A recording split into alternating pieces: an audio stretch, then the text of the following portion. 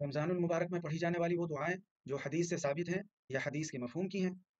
اللہم سلمنی لرمضان وسلم رمضان لی وتسلمه منی متقبلا. اللہم انک عفو تحب العفو فاعف عنی. لا الہ الا اللہ استغفر اللہ اسألک الجنہ واعوذ بک من النار. رب اغفر وارحم وانت خیر الراحمین. استغفر اللہ ربی من کل ذنب واتوب الیہ. اللہم اعتق رقابنا من النار. اللهم أظل شهر رمضان وحضر فسلمه لي وسلمني فيه وتسلمه مني. اللهم ارزقني صيامه وقيامه صبرا واحتسابا، وارزقني فيه الجد والاجتهاد والقوة والنشاط، وأعذني فيه من السآمة والفترة والكسل والنعاس، ووفقني فيه لليلة القدر واجعلها خيرا لي من 1000 شهر.